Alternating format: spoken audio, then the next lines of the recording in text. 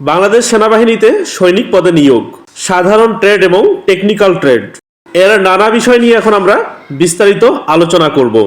আমাদের আলোচ্য বিষয় আবেদন কবে শুরু ও শেষ, কোন কোন পদে আবেদন করা যাবে, শিক্ষাগত ও শারীরিক যোগ্যতা, বয়স, আবেদন ফি, পরীক্ষার স্থান, প্রশিক্ষণ কাল, যোগ্য প্রার্থী নির্বাচন এবং নানা তথ্য।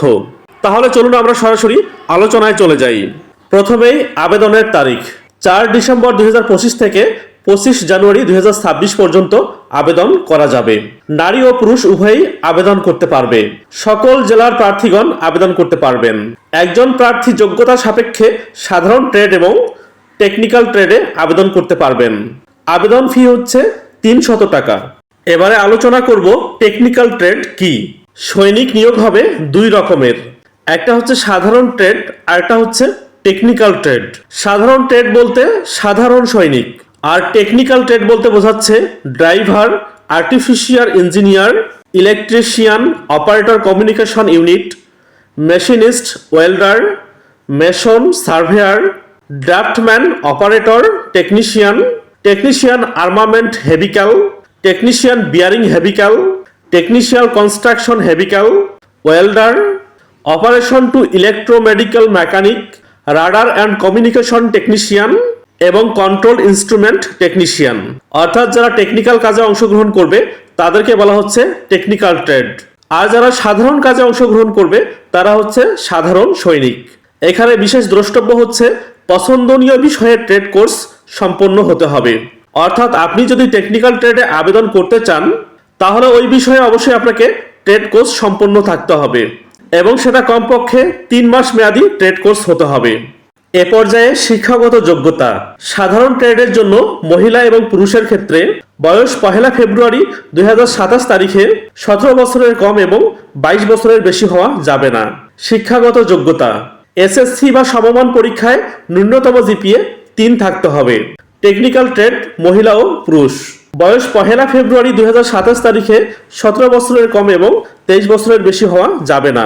অর্থাৎ সাধারণ ট্রেডের ক্ষেত্রে সর্বোচ্চ বয়স হচ্ছে 22 বছর, আর টেকনিক্যাল ট্রেডের ক্ষেত্রে সর্বোচ্চ বয়স হচ্ছে 23 বছর। টেকনিক্যাল ট্রেডের শিক্ষাগত যোগ্যতা হচ্ছে এসএসসি বা সমমান পরীক্ষায় ন্যূনতম জিপিএ 3 থাকতে হবে এবং আগেও বলছিলাম সর্বনিম্ন 3 মাস মেয়াদী ট্রেড কোর্স থাকতে হবে।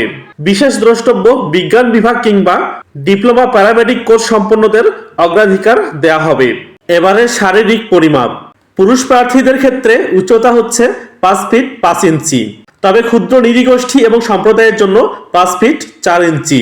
মহিলাদের ক্ষেত্রে উচ্চতা হচ্ছে 5 ফিট 1 ইঞ্চি, আর ক্ষুদ্র নৃগোষ্ঠী ও সম্প্রদায়ের জন্য 5 ফিট।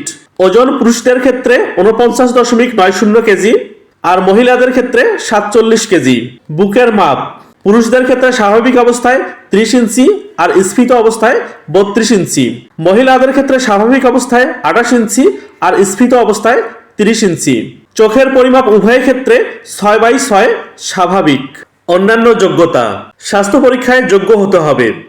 HBSAG এবং ডোপ টেস্ট উভয় পরীক্ষায় অংশ নিতে হবে।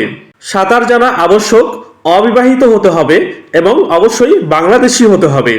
এখানে প্রশ্ন হতে পারে HBSAG এবং ডোপ টেস্ট কি, আপনি কোনো নেশায় আসক্ত কিনা এই টেস্টের জন্য এই পরীক্ষাগুলো করা হয়।